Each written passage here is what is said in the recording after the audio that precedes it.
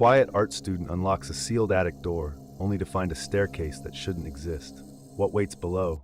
A massive mirror that doesn't reflect truth. It traps it. Her doppelganger smiles with dead eyes. Behind her, a masked figure steps from the shadows, cold, silent, and watching. Her breath freezes, whispers flood her mind. The room vanishes. Back in her apartment, a strange symbol appears. But it's not over. A hooded man with glowing red eyes watches from the street. She's marked, hunted, and whatever came through that mirror wants her soul. Every step she takes now echoes in the dark.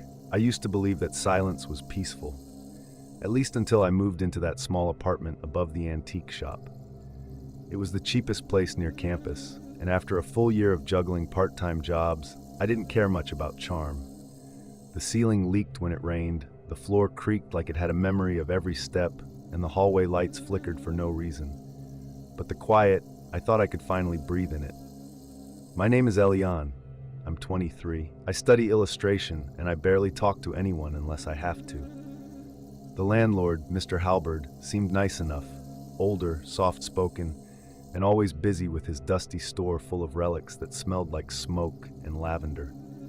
He gave me a discount because he said the attic door in my apartment wouldn't open. It had been sealed for years. I didn't care. I covered the door with a tapestry and ignored it, until last week when I started hearing a low knocking from the other side. Always around 3:15 a.m., not loud, not angry, just steady, like something waiting patiently, night after night. I told myself it was nothing, creaks, maybe wind or mice. One night I couldn't take it anymore. I pushed the tapestry aside and touched the handle. It was cold, almost wet. The lock gave way with a sound like breath being held for too long. I opened it. A narrow staircase led into darkness. No dust, no cobwebs, like someone had used it yesterday. I went down with only my phone light. The air smelled old but sweet, like violets and metal. The staircase led to a small wooden chamber.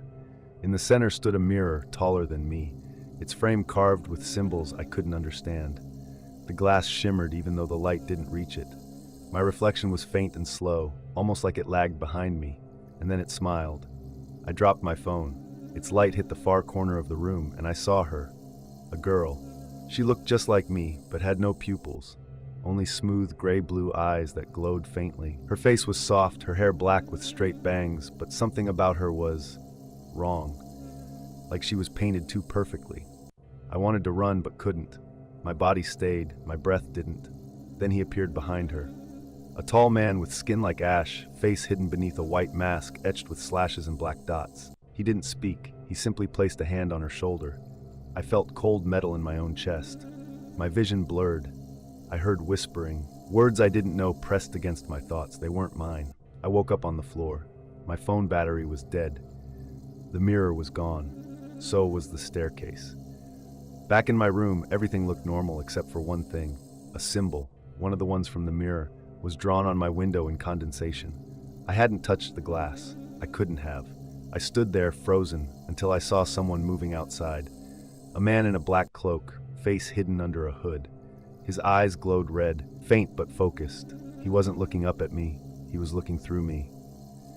Since that night, I've seen that symbol in my dreams, carved into trees, scratched into bus stops. I tried to forget. I tried to pretend. But something came through that mirror, and it isn't done with me yet. I stayed home from class the next day. I couldn't explain why, but the air in the apartment felt different, like the walls were holding their breath. The symbol on my window had faded by morning, but I knew it had been there. Every time I blinked, I saw it in the corners of my vision. I texted my friend Iris, who lived 2 blocks away. She'd always been sensitive to weird energy, crystals in every pocket. She offered to come by after lunch. When she arrived, she walked in, paused mid-step, and looked toward the attic door. "You opened that?" she asked. I nodded. She didn't say anything more about it, just placed a black stone at the foot of the door and told me to leave it alone for now. We tried to study for a while, but my head ached. I kept hearing faint ringing in my left ear, like a bell far away. Iris left around 5, promising to return tomorrow with some incense and something called veil salt. That night, I fell asleep fully dressed, light still on. At some point, I woke to find the light off. I reached for the lamp, but my hand touched something cold. It was metal, curved, smooth, like a key. I turned on the light. Nothing there. But on my desk was a folded piece of parchment, yellowed at the edges. My name was written on it in dark ink. Elian. I didn't open it. I placed it under a book and left the room. I needed air. I walked to the corner diner, the kind that smells like burnt toast and old coffee. Julian was working the counter as usual. He looked up and asked if I wanted the usual. I nodded. He poured me coffee and leaned on the counter. "You look like you haven't slept in days." I shrugged. He asked about school, then paused. "You been to that old mirror shop lately?" I froze. "What mirror shop?" "The one near the antique place," he said. "Red door, no sign. They only open after dark." I didn't remember seeing that shop. When I left the diner, I walked past the alley beside my building. At the end of it, where there had always been a blank wall, was now a narrow red door. No handle, just a faint glimmer behind the frosted glass. I didn't go near it. I walked upstairs and locked my apartment door twice. I didn't sleep that night. I just watched the wall, waiting. By morning, I was tired enough to convince myself it was all in my head, but when I picked up the parchment again, it was warm. I opened it. Inside, a symbol, same as the one on my window, drawn in precise black ink. Below it, one line, "Return before the veil closes." No sender, no address. That afternoon, Iris came back. She brought a guy with her, Callan. Said he knew about strange things. He looked like someone out of a storybook. Pale gray coat, quiet voice, and when he looked around my apartment, his eyes didn't miss anything. He paused in front of the bookshelf, pulled out the old photo album I'd kept from childhood. "You didn't put this here, did you?" he asked. I frowned. I hadn't touched that album in years. He flipped to the last page. There, behind the plastic sleeve, was a photo I'd never seen. It was me, standing in the mirror chamber, my back to the camera. In front of me, the masked man, and behind him, a figure I hadn't seen before. A woman in white, no face, no shadow. Iris gasped. Callan asked if I had dreamt of her. I said nothing, but I had. Every night since the attic opened, I'd seen her. She stood behind the mirror, watching, not moving, just aware. Callan said her name was Silith, that she was older than names, that once you enter a space she haunts, you belong to it. I laughed. It sounded ridiculous, but he wasn't smiling. He said she marks her chosen, and once that mark appears, you must return willingly or be taken. I showed him the parchment. He held it up to the window. The ink shimmered, forming a new line. One word, midnight. He turned to me, serious now. "Tonight we go back in. You won't be alone." I wanted to argue, but deep down, I knew I had no choice. My reflection had started to change. I'd caught it tilting its head when I hadn't. My voice echoed back from the mirror half a second late. If I waited, I'd disappear in pieces. Just before midnight, we gathered in the living room. Iris drew a circle in salt. Callan opened a small wooden box and pulled out a ring with a dark stone. "Wear this," he said. "It will hide part of you. Not enough to stop her, but enough to confuse her." I nodded and slipped it on. When the clock struck 12, the attic door opened on its own. And this time, the stairs were not empty. The attic stairs were cold beneath my feet. Each step groaned softly like they recognized me. Behind me, Iris whispered a quiet chant, and Callan's footsteps stayed perfectly in rhythm. The ring on my finger felt heavy, like it was drawing something closer. The air thickened as we descended. There was no sound except our breathing. The chamber had changed. The mirror was there again, but now it shimmered with a golden edge. Around it, chalk markings spiraled across the floor. New symbols I hadn't seen before. At the center stood a girl. She looked about my age, hair pale and loose around her face. Her eyes were glassy, unfocused. She didn't seem to know we were there. Callan placed a hand on my shoulder and nodded toward her. "That's Camille," he said. "She's been missing since 1996. Her body's here, but she's not." I asked how she could still be alive. He said her soul was caught mid-passage, between mirror and memory. I didn't understand what that meant, but I didn't ask again. Iris handed me a small pendant shaped like a star. She said it would glow if Silith was near. It didn't glow yet, but the air had grown colder. I stepped closer to the girl. Camille blinked once, slowly, then her eyes locked on mine. She reached out, but before I could take her hand, the mirror flared. The masked figure appeared behind the glass. Taller now, more solid. The lines on his mask had deepened like veins. He raised a finger and tapped the mirror once. The sound echoed around the room. Camille screamed. It wasn't a scream of fear, but of recognition, like something in her had finally awakened. I stumbled backward. Callan moved in front of me. "Stay behind the salt lines," he said, but I looked down and saw they were broken, smudged, almost like someone had walked through them. From behind the mirror came a sound, low, vibrating, like a hum buried beneath the floor. Iris stepped beside Camille, whispering her name, trying to bring her back. The pendant around my neck flickered once, then glowed dim blue. Seelith had arrived. The room tilted slightly, though nothing physically moved. Shadows stretched, not from the light, but against it. I felt a hand brush against mine. When I turned, a young man stood there. He had pale blue eyes and short silver hair. His name was Corin. He said he was a guide, not alive but not gone, trapped in the Veil, trying to help those like me before it closed again. Corin said Seelith only marks those with fractured roots, people with missing pieces inside them. She finds the gaps and slips in. I didn't know if he was real or part of the trick, but his voice calmed the hum in my chest. He told me Camille was an anchor, not a victim. She had opened the mirror for Seelith, not on purpose, but now she couldn't close it. Then the lights vanished, not turned off, erased. We stood in pure dark. I heard the mirror cracking, piece by piece. The sound wasn't loud. It was patient, final.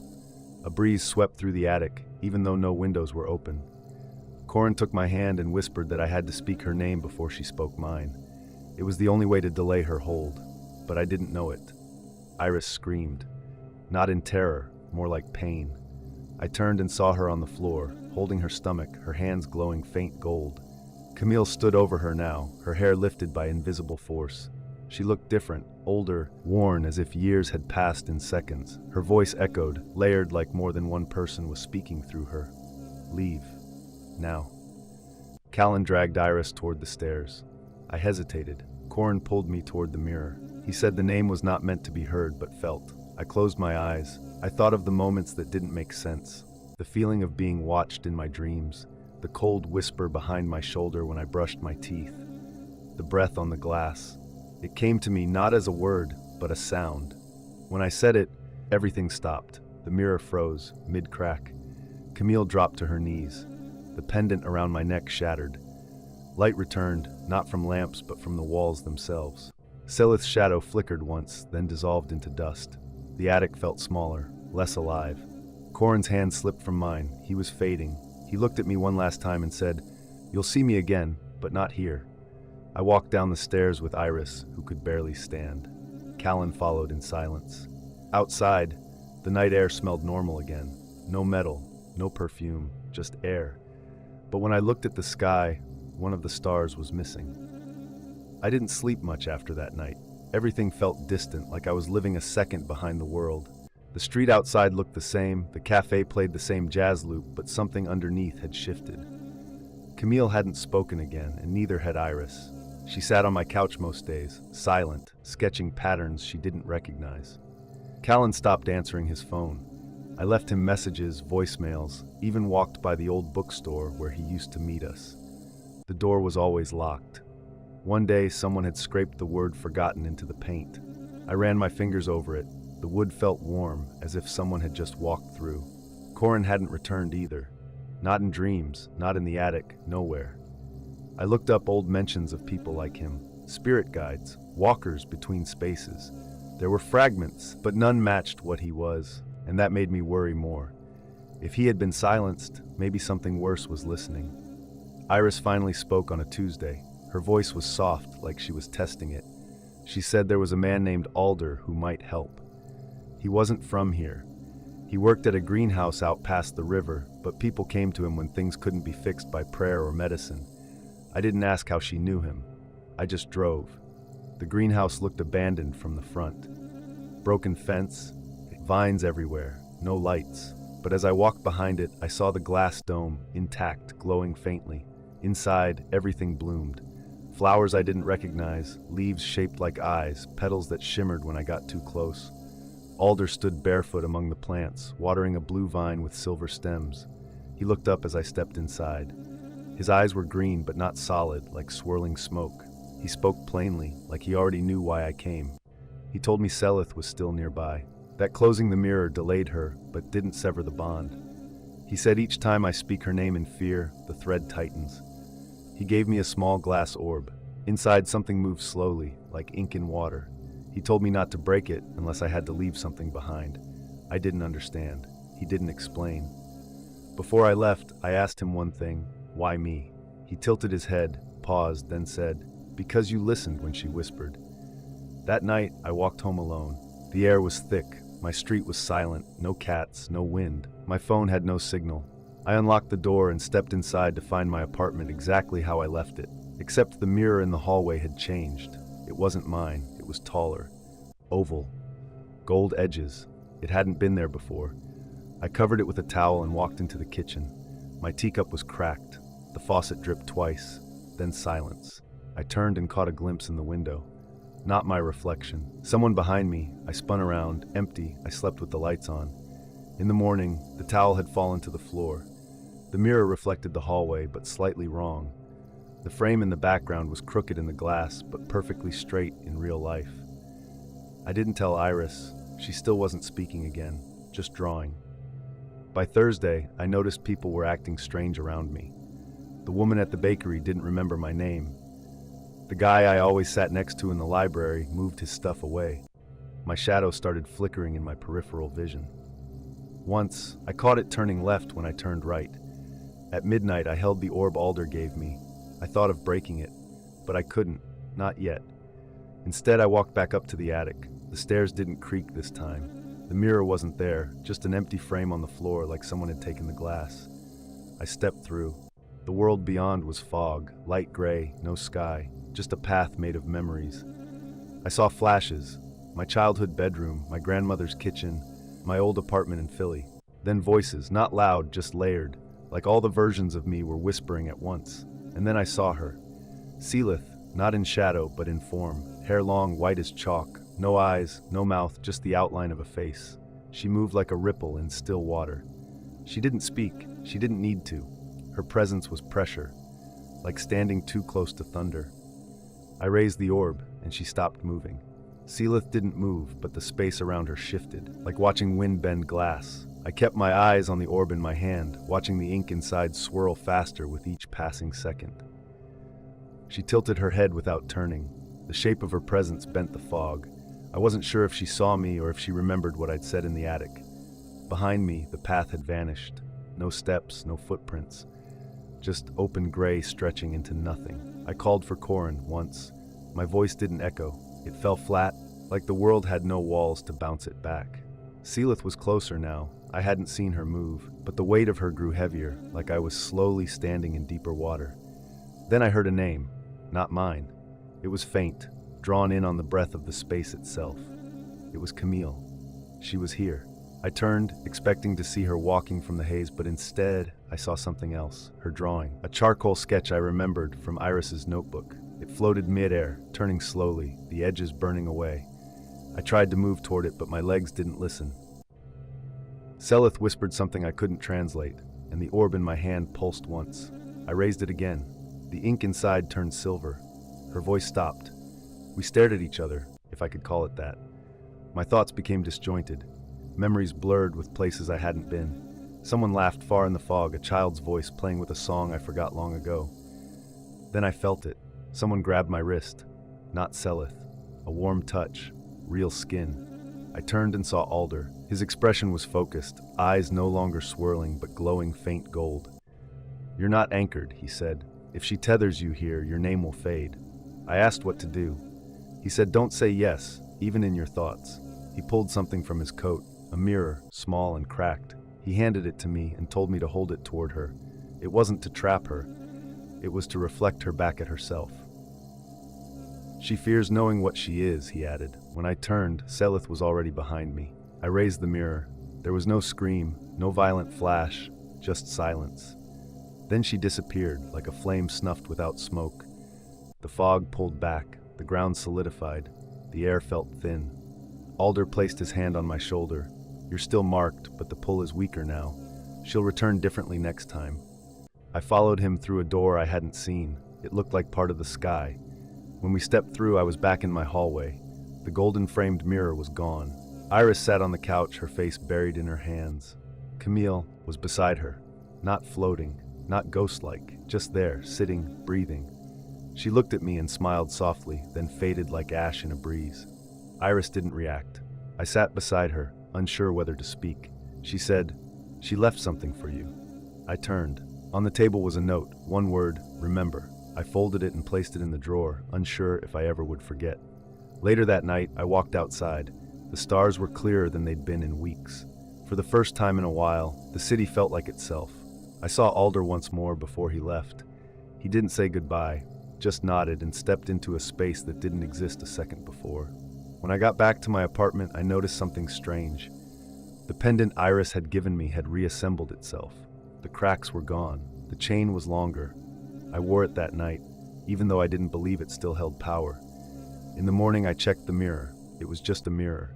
No movement, no delay, no shimmer. But as I walked away, I caught a flicker at the edge. A ripple, then stillness. I didn't go back to check. I told myself it was nothing. A week passed. The plants on my windowsill bloomed all at once. My shadow moved with me. The reflections followed. No more sketching from Iris. No more symbols in chalk. But one night when I stepped into the elevator at the library, the lights dimmed for a moment. A low hum passed through the walls. And in that instant, I remembered what Alder said. Some doors don't close. They fold. The week after Alder disappeared, I stopped hearing the humming. The mirrors stayed quiet. Iris had started talking again, though not about what happened. Instead, we spent our evenings on the fire escape, watching the street below, sipping warm drinks that neither of us finished. Camille had vanished completely. Her absence left a strange hollow behind, as if something soft had been removed from a room full of sharp edges. One morning, I found a letter outside my door. It was sealed with wax, deep green. No return address, no handwriting I recognized. Inside was a small paper folded into fourths. It held a map, hand-drawn, not of a place I'd seen before. Trees shaped like flames, rivers without names. At the bottom, one sentence, "Your path isn't closed, it's curled." I stared at it for an hour before folding it back and sliding it under my pillow. Later that day, I met with Wren. She was a quiet girl I'd spoken to once or twice at the library. She wore headphones constantly, but never played music. When I told her about the map, she tilted her head and said she'd seen a place like it in a book that didn't belong to the library. She said it only appeared when you didn't look for it. I asked where. She shrugged and said sometimes in the basement where the dehumidifiers hum too loud to think. I found the book that night, or maybe it found me. It was sitting on the floor, halfway behind a broken chair. The cover was blank, just fabric and dust. Inside, the pages were soft and uneven, like someone had written on handmade paper. And on the third page, I found the same map. Not similar, identical. Even the faint smudge near the river bend was there. I took the book home and placed it beside the letter. Nothing happened for 2 days. On the third, the map on the paper started to shift. Slowly, the trees changed color. A path appeared that hadn't been there before. I followed it with my finger. It led to a circle, and next to it, a name. Not mine. Not Iris. Not Camille. It said Merel. I hadn't heard that name before, but it echoed strangely in my mind. I asked Iris. She went quiet. Later, she admitted she'd had dreams for years where that name whispered through wind or creaked beneath floorboards. She said it always came before change. I called Wren. She said Merel wasn't a person, but a threshold. A term used in old books to describe a place you step into and forget why you came. A quiet art student unlocks a sealed attic door, only to find a staircase that shouldn't exist. What waits below? A massive mirror that doesn't reflect truth. It traps it. Her doppelganger smiles with dead eyes. Behind her, a masked figure steps from the shadows, cold, silent, and watching. Her breath freezes, whispers flood her mind. The room vanishes. Back in her apartment, a strange symbol appears, but it's not over. A hooded man with glowing red eyes watches from the street. She's marked, hunted, and whatever came through that mirror wants her soul. Every step she takes now echoes in the dark. I used to believe that silence was peaceful, at least until I moved into that small apartment above the antique shop. It was the cheapest place near campus, and after a full year of juggling part-time jobs, I didn't care much about charm. The ceiling leaked when it rained, the floor creaked like it had a memory of every step, and the hallway lights flickered for no reason. But the quiet, I thought I could finally breathe in it. My name is Elian. I'm 23. I study illustration, and I barely talk to anyone unless I have to. The landlord, Mr. Halberd, seemed nice enough, older, soft-spoken, and always busy with his dusty store full of relics that smelled like smoke and lavender. He gave me a discount because he said the attic door in my apartment wouldn't open. It had been sealed for years. I didn't care. I covered the door with a tapestry and ignored it. Until last week, when I started hearing a low knocking from the other side. Always around 3:15 a.m., not loud, not angry, just steady, like something waiting patiently, night after night. I told myself it was nothing, creaks, maybe wind or mice. One night I couldn't take it anymore. I pushed the tapestry aside and touched the handle. It was cold, almost wet. The lock gave way with a sound like breath being held for too long. I opened it. A narrow staircase led into darkness. No dust, no cobwebs, like someone had used it yesterday. I went down with only my phone light. The air smelled old but sweet, like violets and metal. The staircase led to a small wooden chamber. In the center stood a mirror taller than me, its frame carved with symbols I couldn't understand. The glass shimmered even though the light didn't reach it. My reflection was faint and slow, almost like it lagged behind me, and then it smiled. I dropped my phone. Its light hit the far corner of the room, and I saw her. A girl. She looked just like me, but had no pupils, only smooth gray-blue eyes that glowed faintly. Her face was soft, her hair black with straight bangs, but something about her was wrong, like she was painted too perfectly. I wanted to run, but couldn't. My body stayed, my breath didn't. Then he appeared behind her. A tall man with skin like ash, face hidden beneath a white mask etched with slashes and black dots. He didn't speak, he simply placed a hand on her shoulder. I felt cold metal in my own chest. My vision blurred. I heard whispering. Words I didn't know pressed against my thoughts. They weren't mine. I woke up on the floor. My phone battery was dead. The mirror was gone. So was the staircase. Back in my room, everything looked normal except for one thing. A symbol, one of the ones from the mirror, was drawn on my window in condensation. I hadn't touched the glass. I couldn't have. I stood there, frozen, until I saw someone moving outside. A man in a black cloak, face hidden under a hood. His eyes glowed red, faint but focused. He wasn't looking up at me. He was looking through me. Since that night, I've seen that symbol in my dreams, carved into trees, scratched into bus stops. I tried to forget. I tried to pretend. But something came through that mirror, and it isn't done with me yet. I stayed home from class the next day. I couldn't explain why, but the air in the apartment felt different, like the walls were holding their breath. The symbol on my window had faded by morning, but I knew it had been there. Every time I blinked, I saw it in the corners of my vision. I texted my friend Iris, who lived 2 blocks away. She'd always been sensitive to weird energy, crystals in every pocket. She offered to come by after lunch. When she arrived, she walked in, paused mid-step, and looked toward the attic door. "You opened that?" she asked. I nodded. She didn't say anything more about it, just placed a black stone at the foot of the door and told me to leave it alone for now. We tried to study for a while, but my head ached. I kept hearing faint ringing in my left ear, like a bell far away. Iris left around 5, promising to return tomorrow with some incense and something called veil salt. That night, I fell asleep fully dressed, light still on. At some point, I woke to find the light off. I reached for the lamp, but my hand touched something cold. It was metal, curved, smooth, like a key. I turned on the light. Nothing there. But on my desk was a folded piece of parchment, yellowed at the edges. My name was written on it in dark ink, Elian. I didn't open it. I placed it under a book and left the room. I needed air. I walked to the corner diner, the kind that smells like burnt toast and old coffee. Julian was working the counter as usual. He looked up and asked if I wanted the usual. I nodded. He poured me coffee and leaned on the counter. "You look like you haven't slept in days." I shrugged. He asked about school, then paused. "You been to that old mirror shop lately?" I froze. "What mirror shop?" "The one near the antique place," he said. "Red door, no sign. They only open after dark." I didn't remember seeing that shop. When I left the diner, I walked past the alley beside my building. At the end of it, where there had always been a blank wall, was now a narrow red door. No handle, just a faint glimmer behind the frosted glass. I didn't go near it. I walked upstairs and locked my apartment door twice. I didn't sleep that night. I just watched the wall, waiting. By morning, I was tired enough to convince myself it was all in my head, but when I picked up the parchment again, it was warm. I opened it. Inside, a symbol, same as the one on my window, drawn in precise black ink. Below it, one line, return before the veil closes. No sender, no address. That afternoon, Iris came back.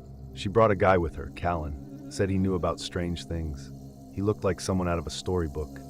Pale gray coat, quiet voice, and when he looked around my apartment, his eyes didn't miss anything. He paused in front of the bookshelf, pulled out the old photo album I'd kept from childhood. "You didn't put this here, did you?" he asked. I frowned. I hadn't touched that album in years.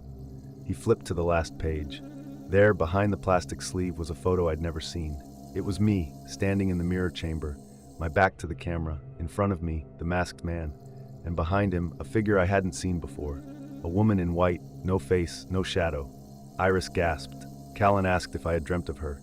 I said nothing, but I had. Every night since the attic opened, I'd seen her. She stood behind the mirror, watching, not moving, just aware. Callan said her name was Silith, that she was older than names, that once you enter a space she haunts, you belong to it. I laughed. It sounded ridiculous, but he wasn't smiling. He said she marks her chosen, and once that mark appears, you must return willingly or be taken. I showed him the parchment. He held it up to the window. The ink shimmered, forming a new line. One word, midnight. He turned to me, serious now. "Tonight we go back in. You won't be alone." I wanted to argue, but deep down, I knew I had no choice. My reflection had started to change. I'd caught it tilting its head when I hadn't. My voice echoed back from the mirror half a second late. If I waited, I'd disappear in pieces. Just before midnight, we gathered in the living room. Iris drew a circle in salt. Callan opened a small wooden box and pulled out a ring with a dark stone. "Wear this," he said. "It will hide part of you. Not enough to stop her, but enough to confuse her." I nodded and slipped it on. When the clock struck 12, the attic door opened on its own. And this time, the stairs were not empty. The attic stairs were cold beneath my feet. Each step groaned softly, like they recognized me. Behind me, Iris whispered a quiet chant, and Callan's footsteps stayed perfectly in rhythm. The ring on my finger felt heavy, like it was drawing something closer. The air thickened as we descended. There was no sound except our breathing. The chamber had changed. The mirror was there again, but now it shimmered with a golden edge. Around it, chalk markings spiraled across the floor. New symbols I hadn't seen before. At the center stood a girl. She looked about my age, hair pale and loose around her face. Her eyes were glassy, unfocused. She didn't seem to know we were there. Callan placed a hand on my shoulder and nodded toward her. "That's Camille," he said. "She's been missing since 1996. Her body's here, but she's not." I asked how she could still be alive. He said her soul was caught mid-passage, between mirror and memory. I didn't understand what that meant, but I didn't ask again. Iris handed me a small pendant shaped like a star. She said it would glow if Silith was near. It didn't glow yet, but the air had grown colder. I stepped closer to the girl. Camille blinked once, slowly, then her eyes locked on mine. She reached out, but before I could take her hand, the mirror flared. The masked figure appeared behind the glass. Taller now, more solid. The lines on his mask had deepened like veins. He raised a finger and tapped the mirror once. The sound echoed around the room. Camille screamed. It wasn't a scream of fear, but of recognition, like something in her had finally awakened. I stumbled backward. Callan moved in front of me. "Stay behind the salt lines," he said, but I looked down and saw they were broken, smudged, almost like someone had walked through them. From behind the mirror came a sound, low, vibrating, like a hum buried beneath the floor. Iris stepped beside Camille, whispering her name, trying to bring her back. The pendant around my neck flickered once, then glowed dim blue. Silith had arrived. The room tilted slightly, though nothing physically moved. Shadows stretched, not from the light, but against it. I felt a hand brush against mine. When I turned, a young man stood there. He had pale blue eyes and short silver hair. His name was Corin. He said he was a guide, not alive but not gone, trapped in the veil, trying to help those like me before it closed again. Corin said Silith only marks those with fractured roots, people with missing pieces inside them. She finds the gaps and slips in. I didn't know if he was real or part of the trick, but his voice calmed the hum in my chest. He told me Camille was an anchor, not a victim. She had opened the mirror for Seelith, not on purpose, but now she couldn't close it. Then the lights vanished, not turned off, erased. We stood in pure dark. I heard the mirror cracking, piece by piece. The sound wasn't loud. It was patient, final. A breeze swept through the attic, even though no windows were open. Corin took my hand and whispered that I had to speak her name before she spoke mine. It was the only way to delay her hold, but I didn't know it. Iris screamed, not in terror, more like pain. I turned and saw her on the floor, holding her stomach, her hands glowing faint gold. Camille stood over her now, her hair lifted by invisible force. She looked different, older, worn as if years had passed in seconds. Her voice echoed, layered like more than one person was speaking through her. Leave. Now. Callan dragged Iris toward the stairs. I hesitated. Corin pulled me toward the mirror. He said the name was not meant to be heard but felt. I closed my eyes. I thought of the moments that didn't make sense. The feeling of being watched in my dreams. The cold whisper behind my shoulder when I brushed my teeth. The breath on the glass. It came to me not as a word, but a sound. When I said it, everything stopped. The mirror froze, mid-crack. Camille dropped to her knees. The pendant around my neck shattered. Light returned, not from lamps but from the walls themselves. Seelith's shadow flickered once, then dissolved into dust. The attic felt smaller, less alive. Corin's hand slipped from mine. He was fading. He looked at me one last time and said, "You'll see me again, but not here." I walked down the stairs with Iris, who could barely stand. Callan followed in silence. Outside, the night air smelled normal again. No metal, no perfume, just air. But when I looked at the sky, one of the stars was missing. I didn't sleep much after that night. Everything felt distant, like I was living a second behind the world. The street outside looked the same, the cafe played the same jazz loop, but something underneath had shifted. Camille hadn't spoken again, and neither had Iris. She sat on my couch most days, silent, sketching patterns she didn't recognize. Callan stopped answering his phone. I left him messages, voicemails, even walked by the old bookstore where he used to meet us. The door was always locked. One day, someone had scraped the word forgotten into the paint. I ran my fingers over it. The wood felt warm, as if someone had just walked through. Corin hadn't returned either. Not in dreams, not in the attic, nowhere. I looked up old mentions of people like him, spirit guides, walkers between spaces. There were fragments, but none matched what he was, and that made me worry more. If he had been silenced, maybe something worse was listening. Iris finally spoke on a Tuesday. Her voice was soft, like she was testing it. She said there was a man named Alder who might help. He wasn't from here.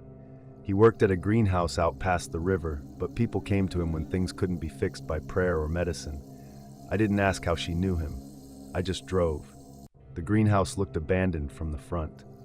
Broken fence, vines everywhere, no lights. But as I walked behind it, I saw the glass dome, intact, glowing faintly.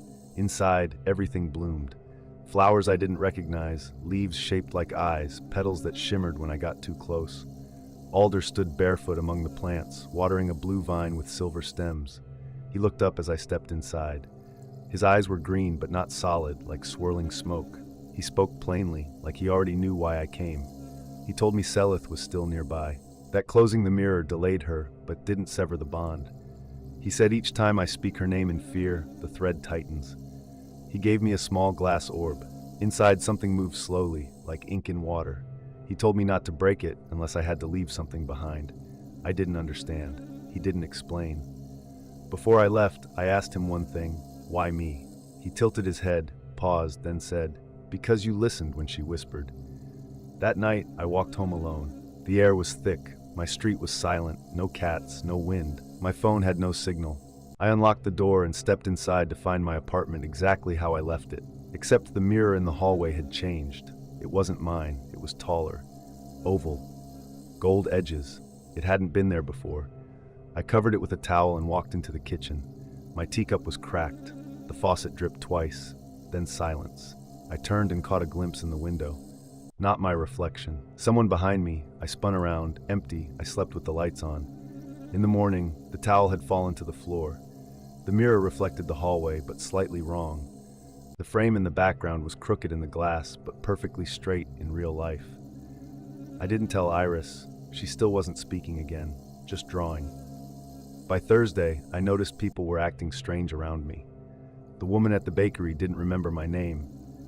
The guy I always sat next to in the library moved his stuff away. My shadow started flickering in my peripheral vision.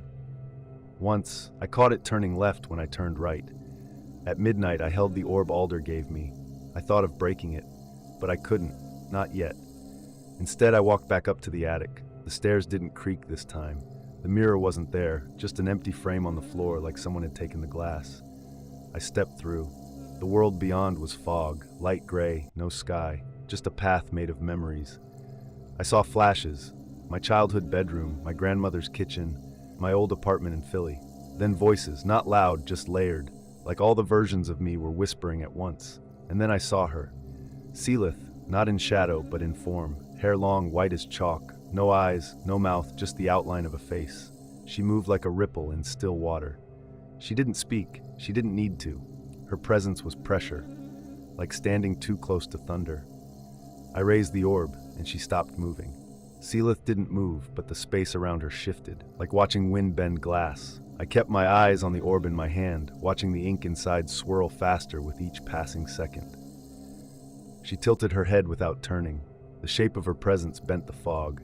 I wasn't sure if she saw me or if she remembered what I'd said in the attic. Behind me, the path had vanished. No steps, no footprints. Just open gray stretching into nothing. I called for Corin once. My voice didn't echo. It fell flat, like the world had no walls to bounce it back. Seelith was closer now. I hadn't seen her move, but the weight of her grew heavier, like I was slowly standing in deeper water. Then I heard a name, not mine. It was faint, drawn in on the breath of the space itself. It was Camille. She was here. I turned, expecting to see her walking from the haze, but instead, I saw something else, her drawing. A charcoal sketch I remembered from Iris's notebook. It floated mid-air, turning slowly, the edges burning away. I tried to move toward it, but my legs didn't listen. Selith whispered something I couldn't translate, and the orb in my hand pulsed once. I raised it again. The ink inside turned silver. Her voice stopped. We stared at each other, if I could call it that. My thoughts became disjointed. Memories blurred with places I hadn't been. Someone laughed far in the fog, a child's voice playing with a song I forgot long ago. Then I felt it. Someone grabbed my wrist. Not Selith. A warm touch. Real skin. I turned and saw Alder. His expression was focused, eyes no longer swirling but glowing faint gold. You're not anchored, he said. If she tethers you here, your name will fade. I asked what to do. He said, don't say yes, even in your thoughts. He pulled something from his coat, a mirror, small and cracked. He handed it to me and told me to hold it toward her. It wasn't to trap her. It was to reflect her back at herself. She fears knowing what she is, he added. When I turned, Selith was already behind me. I raised the mirror. There was no scream, no violent flash, just silence. Then she disappeared, like a flame snuffed without smoke. The fog pulled back, the ground solidified, the air felt thin. Alder placed his hand on my shoulder. You're still marked, but the pull is weaker now. She'll return differently next time. I followed him through a door I hadn't seen. It looked like part of the sky. When we stepped through, I was back in my hallway. The golden-framed mirror was gone. Iris sat on the couch, her face buried in her hands. Camille was beside her, not floating, not ghost-like, just there, sitting, breathing. She looked at me and smiled softly, then faded like ash in a breeze. Iris didn't react. I sat beside her, unsure whether to speak. She said, "She left something for you." I turned. On the table was a note, one word, remember. I folded it and placed it in the drawer, unsure if I ever would forget. Later that night, I walked outside. The stars were clearer than they'd been in weeks. For the first time in a while, the city felt like itself. I saw Alder once more before he left. He didn't say goodbye, just nodded and stepped into a space that didn't exist a second before. When I got back to my apartment, I noticed something strange. The pendant Iris had given me had reassembled itself. The cracks were gone. The chain was longer. I wore it that night, even though I didn't believe it still held power. In the morning, I checked the mirror. It was just a mirror. No movement, no delay, no shimmer. But as I walked away, I caught a flicker at the edge. A ripple, then stillness. I didn't go back to check. I told myself it was nothing. A week passed. The plants on my windowsill bloomed all at once. My shadow moved with me. The reflections followed. No more sketching from Iris. No more symbols in chalk. But one night when I stepped into the elevator at the library, the lights dimmed for a moment. A low hum passed through the walls. And in that instant, I remembered what Alder said. Some doors don't close. They fold. The week after Alder disappeared, I stopped hearing the humming. The mirrors stayed quiet. Iris had started talking again, though not about what happened. Instead, we spent our evenings on the fire escape, watching the street below, sipping warm drinks that neither of us finished. Camille had vanished completely. Her absence left a strange hollow behind, as if something soft had been removed from a room full of sharp edges. One morning, I found a letter outside my door. It was sealed with wax, deep green. No return address, no handwriting I recognized. Inside was a small paper folded into fourths. It held a map, hand-drawn, not of a place I'd seen before. Trees shaped like flames, rivers without names. At the bottom, one sentence: "Your path isn't closed, it's curled." I stared at it for an hour before folding it back and sliding it under my pillow. Later that day, I met with Ren. She was a quiet girl I'd spoken to once or twice at the library. She wore headphones constantly, but never played music. When I told her about the map, she tilted her head and said she'd seen a place like it in a book that didn't belong to the library. She said it only appeared when you didn't look for it. I asked where. She shrugged and said sometimes in the basement where the dehumidifiers hum too loud to think. I found the book that night, or maybe it found me. It was sitting on the floor, halfway behind a broken chair. The cover was blank, just fabric and dust. Inside, the pages were soft and uneven, like someone had written on handmade paper. And on the third page, I found the same map. Not similar, identical. Even the faint smudge near the river bend was there. I took the book home and placed it beside the letter. Nothing happened for 2 days. On the third, the map on the paper started to shift. Slowly, the trees changed color. A path appeared that hadn't been there before. I followed it with my finger. It led to a circle, and next to it, a name. Not mine. Not Iris. Not Camille. It said Merel. I hadn't heard that name before, but it echoed strangely in my mind. I asked Iris. She went quiet. Later, she admitted she'd had dreams for years where that name whispered through wind or creaked beneath floorboards. She said it always came before change. I called Ren. She said Merel wasn't a person, but a threshold. A term used in old books to describe a place you step into and forget why you came. That night, the lights flickered in the hallway.